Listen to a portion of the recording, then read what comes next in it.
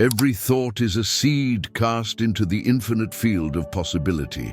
You think, and the universe listens. You imagine, and the fabric of reality bends ever so slightly toward your vision. Perhaps you have believed that your mind is only a reflection of the world, a mirror of events you cannot control. But what if the truth is the opposite?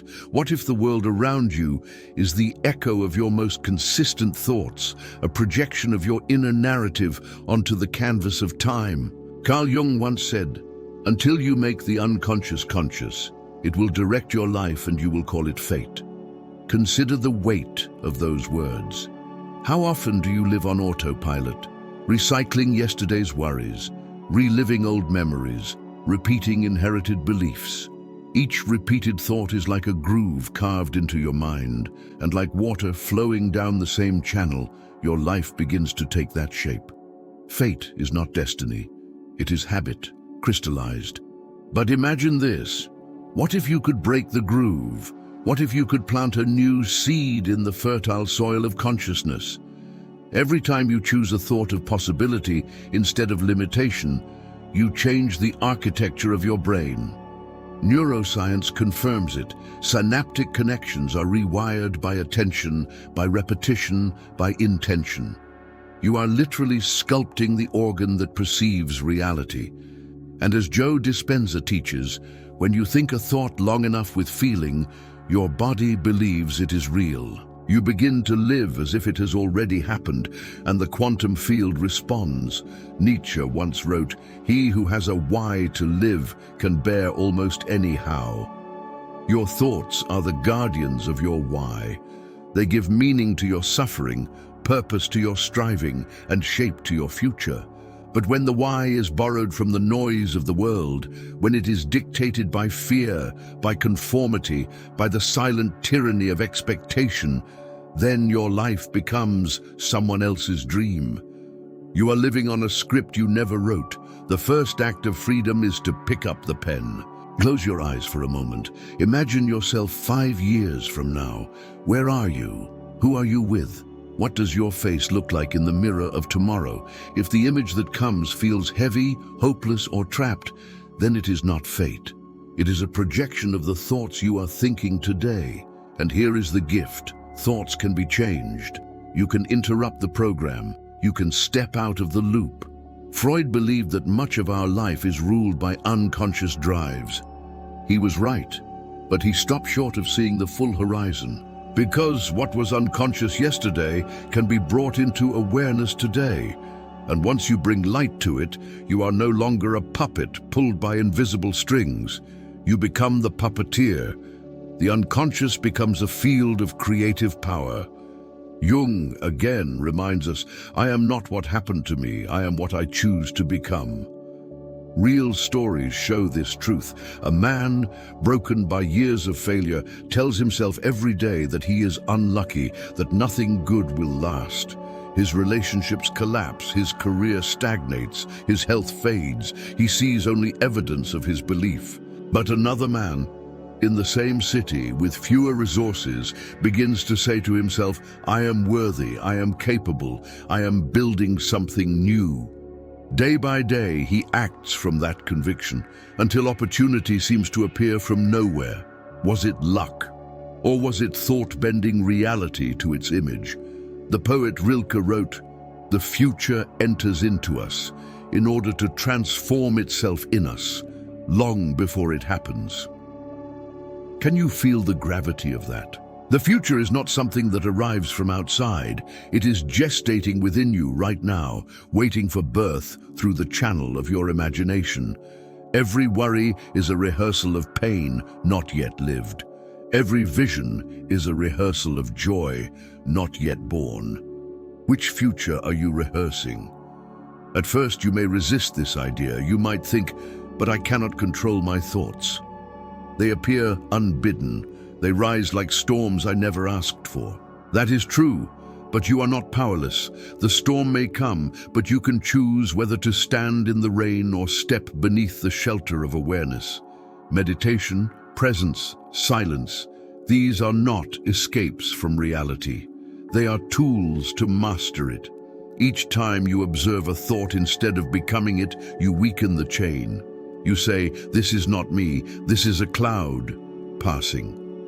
Joe Dispenza teaches that when thought and feeling align, when the mind rehearses a future with such intensity that the body feels it is already true, then the nervous system rewires. You become a new person before the world has changed. And because you have changed, the world must follow. The external always bends to the internal. The seed comes before the harvest. Think of the people you admire most. They did not wait for proof before believing. They believed before the proof. They held a vision so vividly that reality had no choice but to arrange itself accordingly. Nelson Mandela, locked in a cell for 27 years, held a thought of freedom so alive that when the gates opened, he walked into the future he had already lived 1,000 times in his mind. And you, what vision are you holding? What dream are you rehearsing? Or are you rehearsing your fears instead?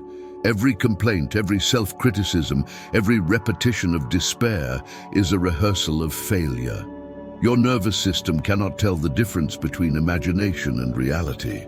When you tell yourself, "I will never change," your body prepares for defeat. When you tell yourself, "I am becoming more," your body prepares for growth. There is a moment in everyone's journey when they realize they are not victims of their past, but creators of their future. That moment feels like waking up from a dream you thought was life.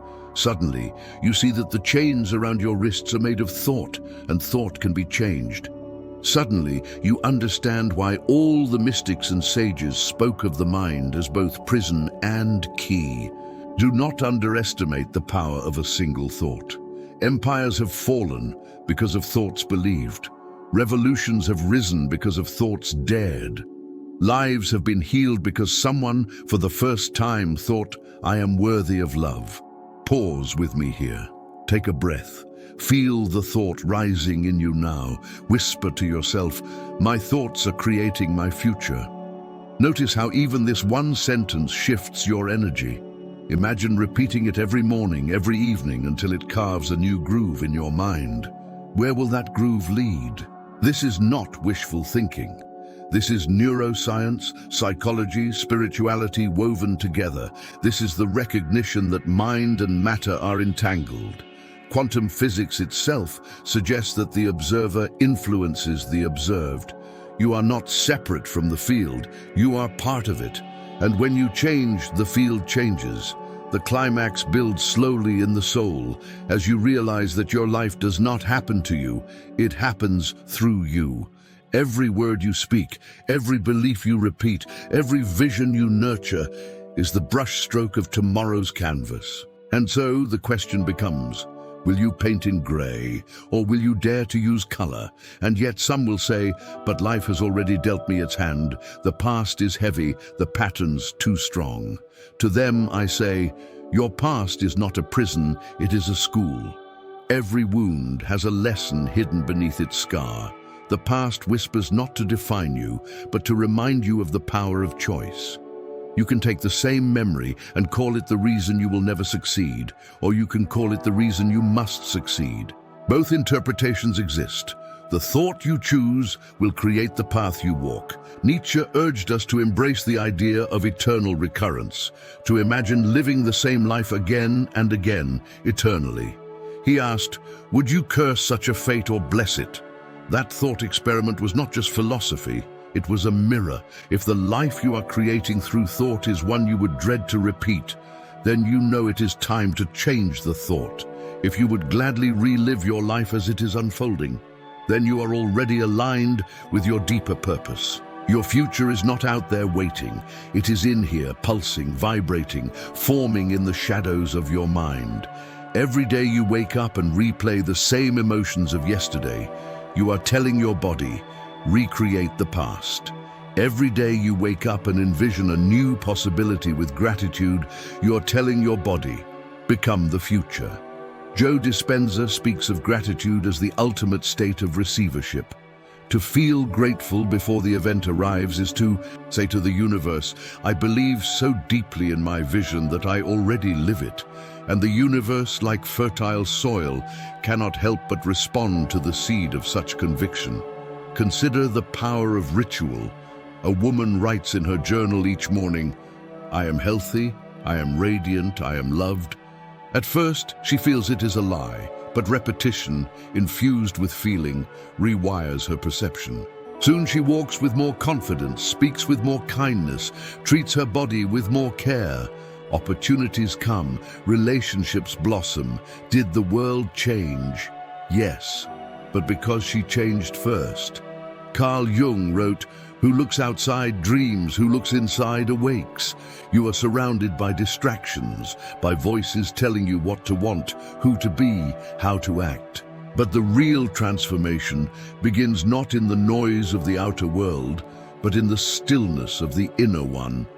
To awaken is to see that the future you crave is not outside of you. It is already within, waiting for thought to unlock it. Ask yourself, what am I rehearsing right now? Am I rehearsing worry? Am I rehearsing anger? Am I rehearsing joy, peace, abundance? Your nervous system is a stage, and whatever you rehearse becomes the performance. Choose your rehearsals wisely, because the curtain will rise whether you are ready or not. Think of the metaphors nature gives us.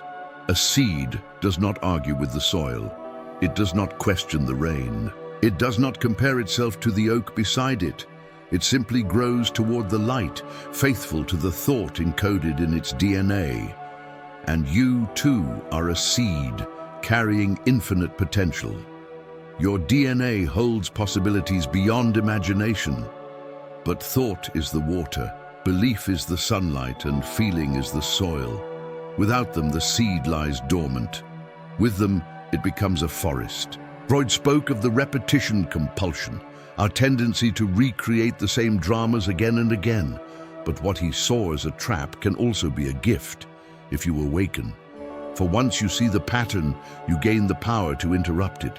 Imagine a man who always chooses partners who betray him. He thinks it is fate. But in truth, it is thought, deep unconscious thought, whispering, "I am unworthy, I am destined to be abandoned." The moment he challenges that thought, the cycle breaks. A new future opens, and here lies the emotional climax.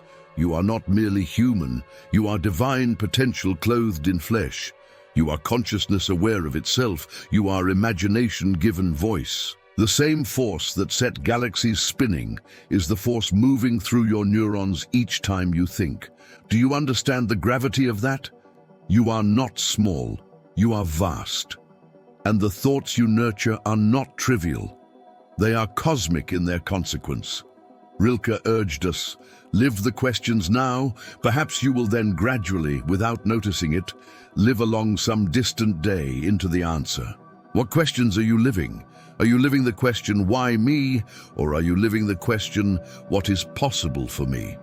The first shrinks you, the second expands you. Life responds not to the answer, but to the quality of the question. Picture yourself standing on the threshold of two doors. One leads to the repetition of everything you already know, the same routines, the same doubts, the same results. The other leads to the unknown, uncertain, but filled with possibility. Which door you walk through is determined not by luck, but by thought. One thought of courage opens the unknown. One thought of fear locks you in the familiar. Which will you choose? Think also of the body. When you think stressful thoughts, your heart races, cortisol floods, your immune system weakens. When you think peaceful thoughts, your body relaxes, heals, renews. Every cell is listening. Your biology is the servant of your psychology.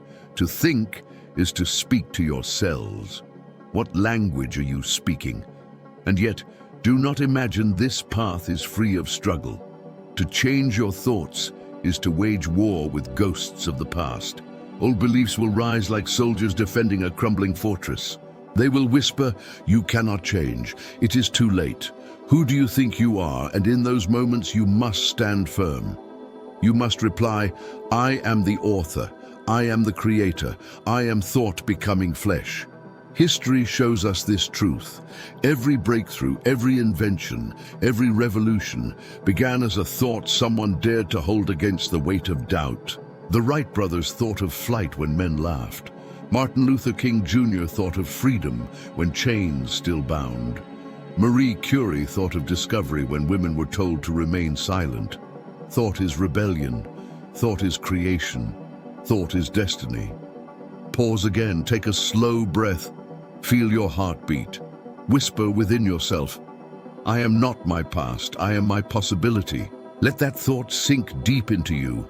Imagine repeating it not once, but 1,000 times until it becomes a song in your blood. What future would unfold from that melody? The time has come to live not by default, but by design. Do not wait for the world to prove it to you. Begin proving it to yourself. Each morning, choose one thought worthy of your future. Each evening, give thanks as if it has already come.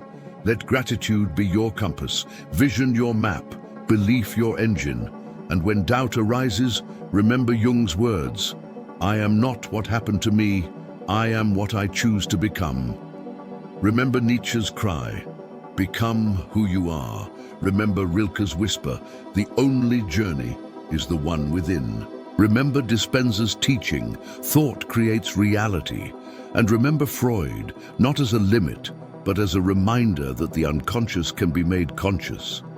Now, I leave you with this invitation. If you felt the resonance of these words, do not keep them silent. Speak them, share them, live them. Because each time one person awakens to their power, the whole world shifts ever so slightly toward light. And if this message resonated with you, write in the comments, I choose my peace.